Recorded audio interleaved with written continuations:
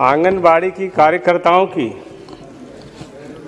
देश में बहुत सारी ऐसी महत्वपूर्ण और संवेदनशील योजनाएं जो सरकार के माध्यम से ग्रामीण क्षेत्रों में बच्चों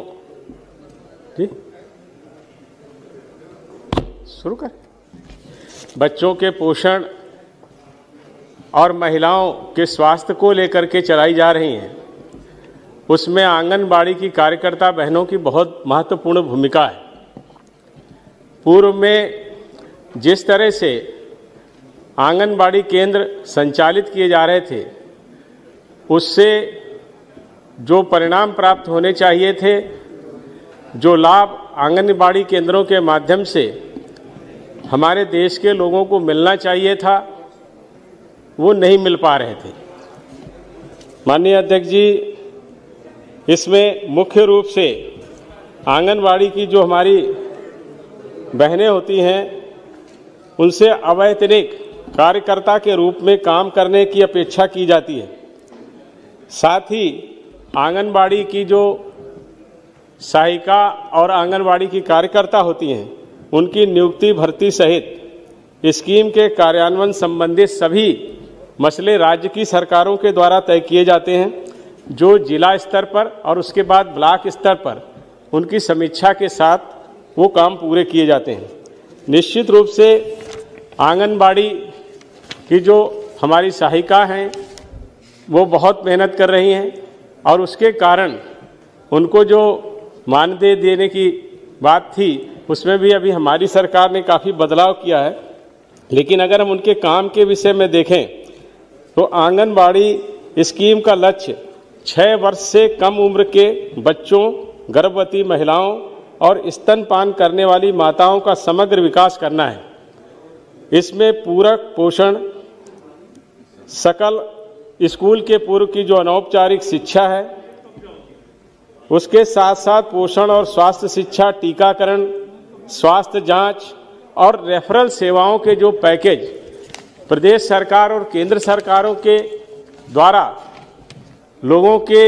ज़रूरत के लिए बनाए जाते हैं, उसमें उन आंगनबाड़ी की बहनों की बहुत बड़ी भूमिका होती है। वास्तव में पूरी दुनिया में 2030 तक जो सस्टेनेबल गोल प्राप्त करने के लिए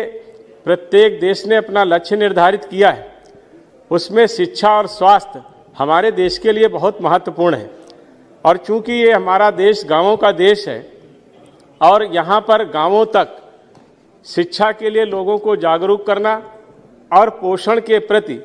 लोग जागरूक हों, संवेदनशील हों और समय पर पोषण के कार्यक्रमों को चलाएं भी, लाभ भी लें और किस तरह से उनको बच्चों का पालन पोषण करना है, उसके साथ साथ महिलाओं के स्वास्थ्य के लिए उनमें जो ज़्यादातर महिलाएं एनेमिक होती हैं, उनको स्वास्थ्य संबंधी जानकारी देना, जो छोटे बच्चे हैं उनके जो टीकाकरण के हमारे कार्यक्रम होते हैं, जो 7 ऐसी गंभीर बीमारियां हैं जिनके टीकाकरण के माध्यम से बच्चों को स्वस्थ रखने की एक बड़ी चुनौती हमारे देश में थी, उसमें आंगनबाड़ी की जो हमारी सहायिकाएं हैं, कार्यकर्ता हैं, उनकी बहुत बड़ी भूमिका है। और निश्चित रूप से जिस तरह से वो 6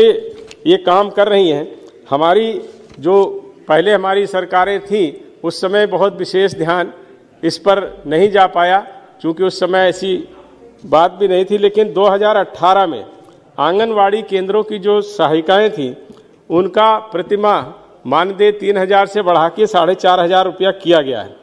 उसके साथ ही साथ हमारी जो सहायिकाएँ होती हैं, उनको 2,250 रुपया जो मिलता था, जो 2,250, उसको 3,500 रुपया किया गया है। साथ ही साथ सरकार ने अन्य अनेक तरह के मानदेय भी आंगनबाड़ी की कार्यकर्ताओं को देने का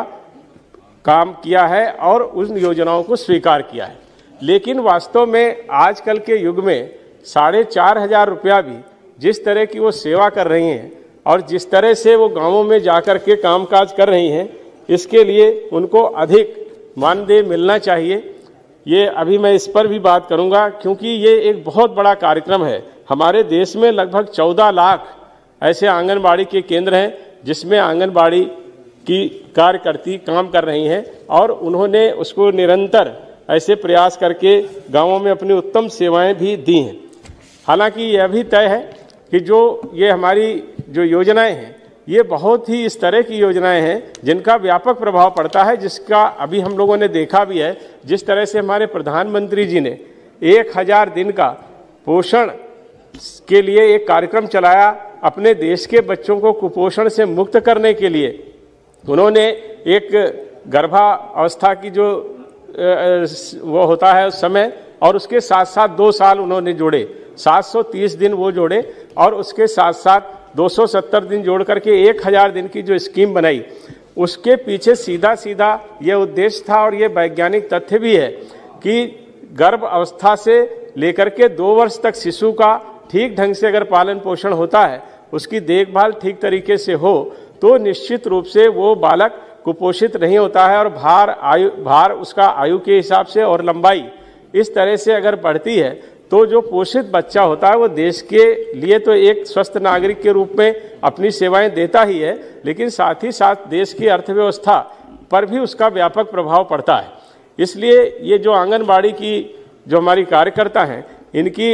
भूमिका को अपने देश के लिए हम लोग समझ सकते हैं। तो उसी क्रम में सरकार ने ऐसे बहुत सारे कार्यक्रम जो ब्लॉक स्तर पर उनको प्रशिक्षण के लिए चलाए जाते हैं,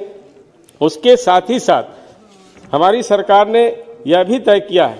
कि ऐसे जो हमारी आंगनबाड़ी की बहनें हैं उनको कई ऐसे 21 तरह के ऐसे मॉड्यूल हैं जिससे उनकी क्षमता में वृद्धि हो, उसके प्रशिक्षण भी देने का काम किया है, जिसमें लगभग 9 लाख के करीब ऐसी महिलाएं हैं जिनको ये प्रशिक्षण दिया गया है, जो कार्यकर्ता हैं आंगनबाड़ी की, और उसमें से लगभग 3 लाख के करीब इस तरह की कार्यकर्ता हैं जिनको डिजिटल प्रशिक्षण भी दिया गया है। और आजकल जिस तरह से एक एक कार्यक्रम की जानकारी और सूचनाएं सरकार के द्वारा एकत्रित की जा रही हैं, निश्चित रूप से सरकार प्रशंसा की पात्र है। प्रत्येक योजना की सारी सूचनाएं डाटा वाइज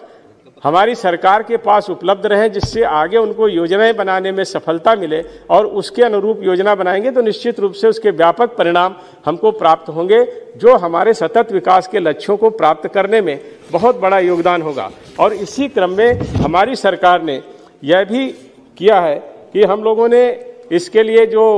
डिजिटल प्लेटफॉर्म है उसको तैयार किया है।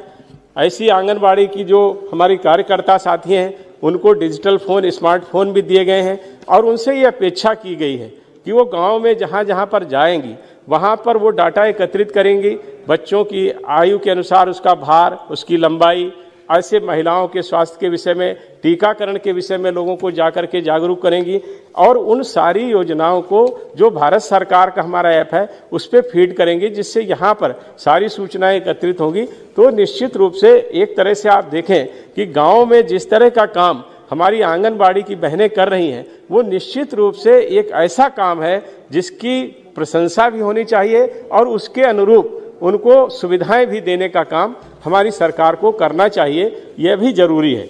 अभी जैसे कई जानकारियां आई थी कि कई ऐसे आंगनबाड़ी के केंद्र हैं जो किराए के मकानों में चल रहे हैं, लेकिन हमारी सरकार ने जहां ये तय किया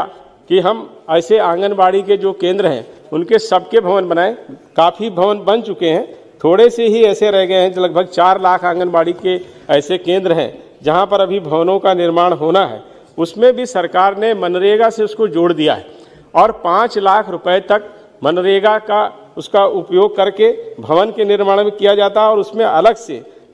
स्वच्छता कार्य योजना के लिए तहत पेयजल की समस्याओं को दूर करने के लिए 10,000 रुपया और 12,000 रुपया प्रत्येक आंगनबाड़ी केंद्र में शौचालय के लिए भी दिया है। ये निश्चित रूप से सरकार की तरफ से ये प्रयास किया जा रहा है कि आंगनबाड़ी के लिए ठीक ठाक और अच्छे भवन हर जगह पर उपलब्ध हो जाएं। और इसके लिए उन्होंने यह भी कहा है कि अगर जहां कहीं पर भी जमीन नहीं उपलब्ध हो पा रही है, वहां 600 वर्ग फुट के ऐसे जो किराए के मकान मिल जाएं, उनको भी वो किराए पर लेकर के जहां पर पेयजल और ऐसी सारी व्यवस्थाएं हों तो वो उसको चलाने का काम हमारे यहाँ ये करने की सुविधा भी सरकार ने दी है। लेकिन उसके बावजूद अभी कई ऐसे केंद्र हैं जहां पर शौचालय और पेयजल की सुविधाएं नहीं हैं। उसमें लगभग 4 लाख के आसपास ऐसे आंगनबाड़ी के केंद्र हैं जहां पर अभी ठीक ढंग से टॉयलेट्स उपलब्ध नहीं हैं। और 2 लाख के करीब ऐसी जगहें हैं जहां पर पेयजल की व्यवस्था भी हमारी सरकार को करनी है।